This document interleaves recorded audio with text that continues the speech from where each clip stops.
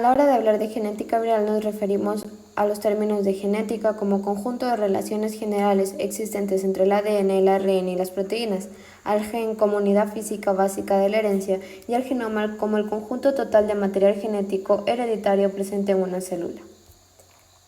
Por otro lado tenemos a los términos genotipo, designado como el conjunto de los alelos presentes en todos los loces de todos los cromosomas del individuo, y el fenotipo como el conjunto de rasgos o caracteres observables resultantes de la expresión del genotipo. Cuando nos referimos al término wild type, es el alelo que se encuentra con más frecuencia en la población en general y va a servir como virus de referencia. Por otro lado, el mutante va a ser aquel virus con características diferentes. La cepa es el conjunto de virus de una misma familia con características particulares que los diferencian unos de otros. El tipo nos va a permitir diferenciar a los diferentes virus a nivel de subespecie. Y la variante es una versión modificada de un virus original que puede infectar de forma similar o distinta. En cuanto a las bases moleculares de los cambios en los genomas, vamos a observar que cuando un virus infecta una célula, puede intercambiar material genético para formar nuevos virus mezclados. Entonces el virus se reproduce al apoderarse de una célula hospedera y utilizar su maquinaria para crear más virus.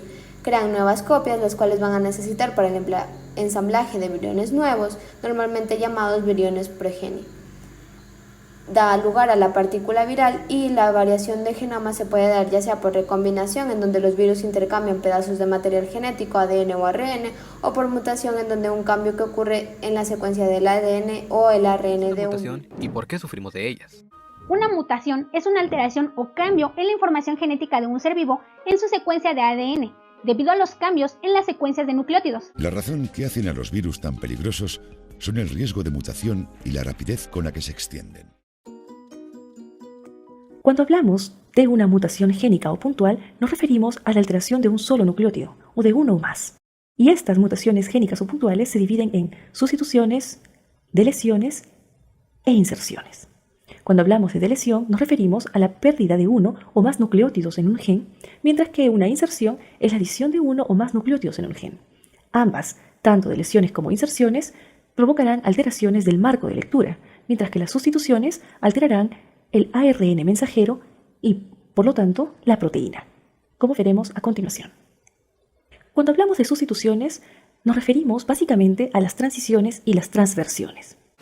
Transiciones son los cambios de púrica por púrica o pirimidínica por pirimidínica, de una base de un tipo por otra base del mismo tipo. Transversiones son las de una base de un tipo por una del otro. Todos estos intercambios.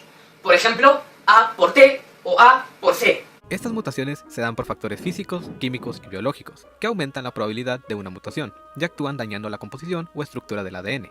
A estos se les conoce como agentes mutagénicos, y como te lo puedes imaginar, se pueden dar por muchas cosas. Por ejemplo, dosis peligrosas de radiación, como rayos X y rayos gamma, drogas como la nicotina, LSD, quinina y opio, y enfermedades producidas por virus.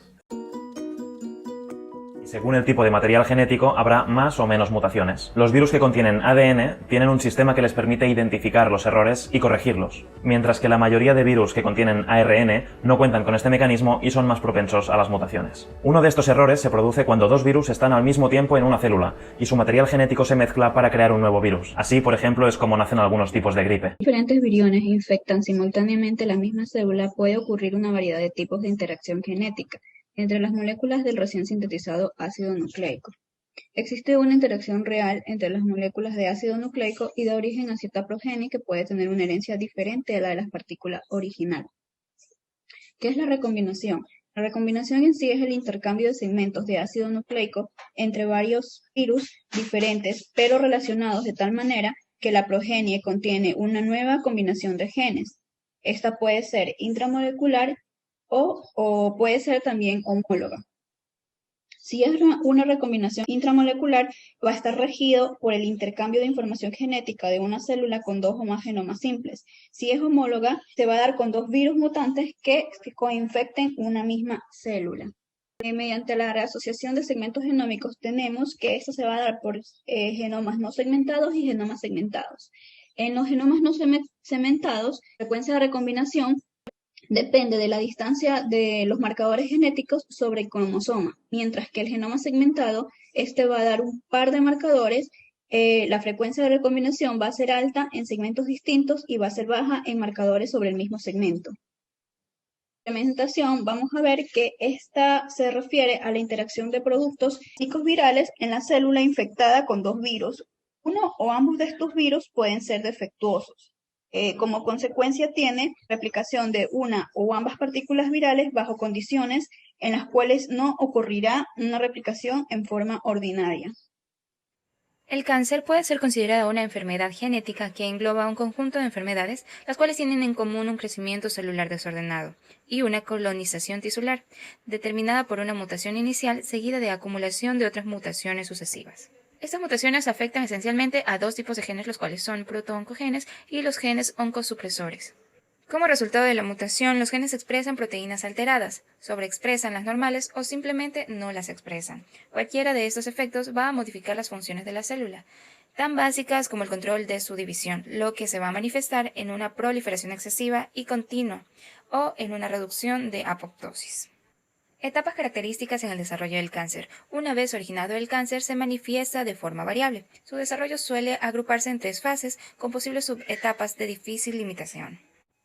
Como primera fase tenemos al tumor primario benigno, llamado también tumorogénesis, carcinogénesis tumoral o transformación neoplásica. Esta se inicia con la célula progenitora del cáncer, que surge en un determinado tejido por la mutación en un gen, lo que va a dar lugar a un clon neoplásico. Estas células del clon inicial se hacen genéticamente distintos por el acúmulo de nuevas mutaciones, por lo que la mutación inicial le confiere a la célula una susceptibilidad tumoral.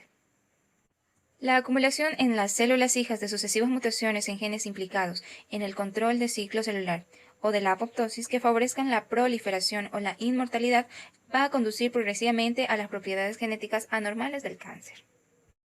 La angiogénesis es la proliferación de vasos sanguíneos hacia un tumor. Esta proliferación de los vasos sanguíneos va a permitir que el tumor se nutra y a su vez reciba oxígeno. Y por medio de la luz de estos nuevos vasos sanguíneos, las células malignas pueden viajar, creando una metástasis o un tumor secundario. Un tumor secundario se lo conoce como la proliferación y diferenciación de las células cancerígenas en un sitio diferente a los protooncogenes. Es la mutación de un gen